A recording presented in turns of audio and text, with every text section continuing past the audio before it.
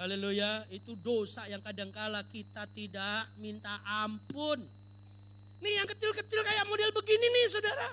Kita pikir yang besar-besar yang selingkuh, rampok, korupsi, yang begitu-begitu, enggak. Nih yang kecil-kecil ini juga bikin sengsara. Kalau yang kecil-kecil ini ditumpuk, waduh. Bahayanya gini saudara, belum kita minta ampun kita udah dipanggil pulang, itu bahaya. Makanya Daud berdoa, Tuhan jangan cabut nyawaku di tengah para pendosa dan tatkala aku berdosa. Dia aja takut saudara. Takutnya bukan matinya.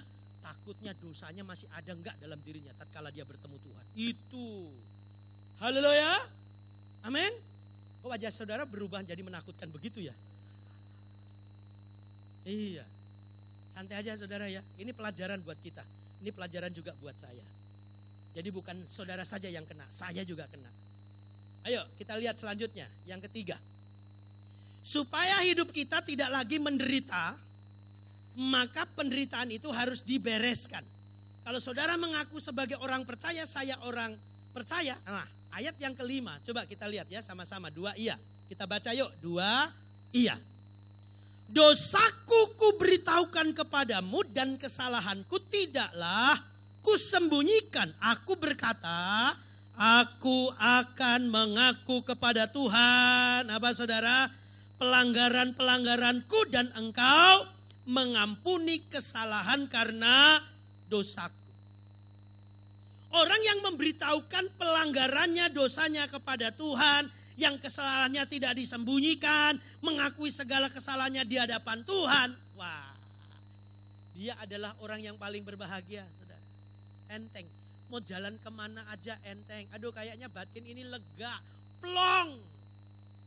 Pernah enggak saudara merasakan ada satu tekanan yang hilang gitu?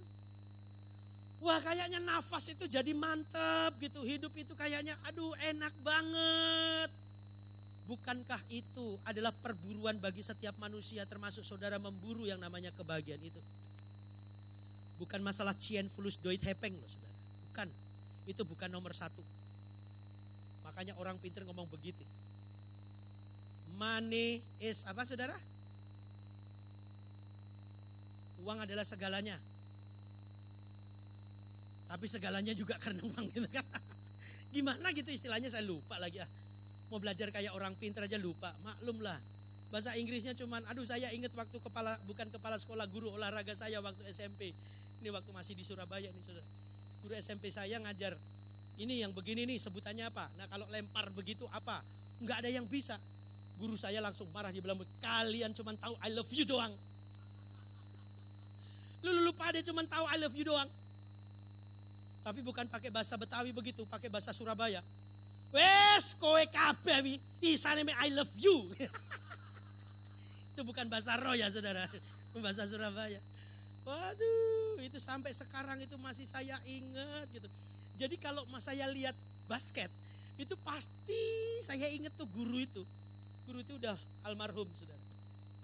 Wah, itu kalau ada permainan basket gitu kan, aduh saya ingat. Yang saya ingat dia ngomongannya ini, wes kowe kabeh mengerti I love you talk. Haleluya, waduh. Saudara udah nikmati bahagia belum? Halo orang-orang yang paling berbahagia? Atau orang-orang paling menderita? Saya udah pernah nikmati bahagia belum? Ada sepasang calon suami istri calon nih mau diberkati di gereja. Biasanya kalau saya konseling saya tanya begini, tujuan kamu menikah apa? Saya tanya sama yang laki. Oh saya ingin membahagiakan pasangan saya, Om atau Pak Pendeta. Terus saya tanya begini, lu udah bahagia belum? Dia mikir aja lama. Iya ya, gua aja belum bahagia, gimana bisa membahagiakan orang gitu ya kan? Kadang-kala dia mikir begitu lama. Belum Om, belum bahagia. Lalu aja belum bahagia, gimana bisa ngebahagian orang lain? Kalau bisa ngebahagian orang lain adalah lu bahagia dulu. Coba bahagia itu apa sih? Dia bingung. Bisa tanya sama saudara, bahagia itu apa sih? Tuh kan bingung. Saya aja bingung apalagi saudara. Haleluya. Ini bahagia itu bebas dari tekanan, saudara. Sederhana saja definisinya. Hati tentram, tenang gitu. Nah, kebahagiaan itu biasanya ditandai dengan apa? Kecerahan ini, muka. Karena muka itu saudara nggak bisa ditipu. Saudara sakit gigi aja nggak bisa ditipu. Coba saudara salaman sama orang kan, kenapa Pak kok begitu nyalamin orang? Sakit gigi gue. Kalau lagi sedih lihat saudara. Lihat itu penjaga-penjaga kalau hatinya lagi sedih dan dia punya masalah itu ketahuan. Ketawanya gini. Enggak tulus. Kenapa? Di hatinya menyimpan sesuatu. Tapi kalau ada orang yang bilang, "Salam, haleluya, gimana Pak kabarnya baik?" Waduh, saudara, lihat ya. Itu kayaknya ada urapan gitu. Kita yang punya masalah lihat orang salamin dengan senyum yang begitu, tiba-tiba bisa plong gitu. Ih, iya ya. Orang ini aja waktu nyalamin kita udah senang, kita udah bahagia, saudara. Betul enggak? Amin. Iya. Sudah terima gaji gitu kan, saudara. Tiba-tiba dipotong sama bos. Walaupun kita tahu kita punya utang, tetapi bos nggak ngasih tahu kalau saat ini yang dipotong itu utang kita. Kira-kira bisa senyum gini? Paling begini. Makasih ya bos.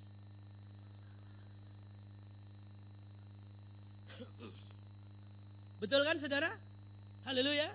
Kenapa? Kita punya tekanan batin kita. Makanya orang yang bisa menikmati bahagia kalau udah bebas tekanan itu. Halo? Siapa yang buat tekanan? Kadangkala kita sendiri. Salah satunya itu tadi dosa. Makanya jadilah orang merdeka, saudara, enak saudara. Amin. Bukan masalah punya uang atau enggak punya uang, tetapi bebas dari tekanan hidup. Itu akan menikmati kebahagiaan. Tepuk tangan buat Tuhan Yesus. Selanjutnya saudara yang keempat ya.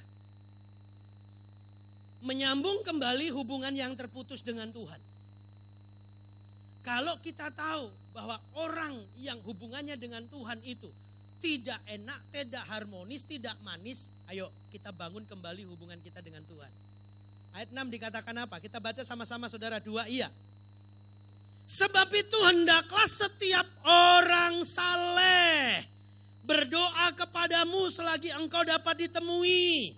Sesungguhnya pada waktu banjir besar terjadi itu tidak apa saudara? Tidak melandanya. Berarti kalau saudara sadar, saya sadar, kita semua sadar. Mari saudara yang tahu sebagai orang benar kita adalah orang saleh. Orang saleh itu orang yang telah diampuni dosanya.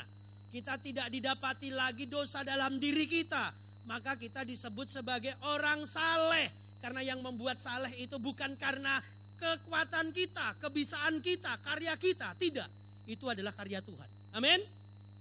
Lewat penebusan yang Yesus lakukan buat kita. Jadi, kalau kita tahu bahwa kita setia kepada Tuhan dan kita disebut sebagai orang saleh, apa yang harus kita lakukan? Mari hubungan ini dengan Tuhan kita perbaharui satu, lewat doa pribadi. Doa pribadi kita penting, saudara. Setiap waktu bangun hubungan terus lewat doa. Mau pagi, mau siang, lagi di mall, lagi di mobil, doa. Sementara sama suami, sama istri bisa doa. Sementara dagang sambil nunggu pelanggan, doa. Bisa enggak, saudara? Kalau saudara sementara di perjalanan, apalagi perjalanan itu macet, saudara, udah enggak usah gelisah. Kenapa enggak usah gelisah? Yang macet bukan kita sendiri, masih banyak orang lain kan? Ngapain kita pikirin, toh mau maju enggak bisa, mundur enggak bisa, doa aja. Akhirnya hati kita, saudaraku, enggak terburu-buru, enggak tergesa-gesa, enggak tertekan dengan kemacetan. Tetapi kita sadar bahwa ternyata kemacetan itu membangun dan membangkitkan rohani kita. Makanya kita naikkan doa-doa kita kepada Tuhan. Halo? Daripada kita ngomel-ngomel, sialan ini jalan, nyalain pemerintah lagi, nyalain itu lagi. Udahlah saudara, capek kita. Betul? Haleluya? Capek kita. Udah nyalain pemerintah Indonesia, udah tambah dosa lagi. Padahal kalau saudara baca tentang kisah Rasul pasal 13 itu hormati pemerintahmu seperti engkau menghormati Tuhan. Nah, kena kita. Dosa lagi. Kenapa? Karena pemerintah itu adalah wakil Allah. Baca itu. Kisah Rasul pasal 13. Pernah baca ayat itu saudara? Iya. jadi dosa kita. Kenapa? Akhirnya semua salah. Cuman kita aja yang benar. Loh. Padahal jangan-jangan gara-gara kita, karena kita punya mobil ya kan. Kita juga ikut akses memacetkan jalanan Jakarta. Termasuk saya. Makanya mesti bertobat kepada Tuhan. Setuju saudara? Haleluya, doa. Bangun hubungan dengan Tuhan. Yang kedua lewat perenungan pribadi. Apa itu perenungan pribadi? Lihat begini saudara. Aduh ya, saya udah diberkati oleh Tuhan. Keluarga saya kayaknya baik-baik, semuanya sehat-sehat. Karir bagus, pendapatan bagus. Aduh saya bersyukur, terima kasih Tuhan. Bisa makan, bisa minum. Itu merenung saudara. Sehingga pada saat kita tahu bersyukur kepada Tuhan. Itu tanda orang taat. Tandanya orang taat adalah tahu bersyukur. Halo? Haleluya. Iya. Yang ketiga, lewat ibadah-ibadah seperti ini, pada saat kita ibadah itu sudah diperhitungkan oleh Tuhan, saudara. Kita sebenarnya sedang investasi di sorga. Simpan kekayaan jangan di dunia, kata firman Tuhan. Karena ngengat dan karat pencuri bisa merusak dan mencurinya. Tapi simpan harta di mana? Di sorga. Karena ngengat karat pencuri tidak akan pernah merusak dan mencurinya. Salah satu ibadah-ibadah seperti ini, doa-doa seperti ini, nyanyian-nyanyian pujian seperti ini, itu adalah investasi kita di sorga. Yang setuju katakan amin. Yang keempat, lewat pelayanan-pelayanan rohani. Makanya saudara, lebih banyak ikut pelayanan.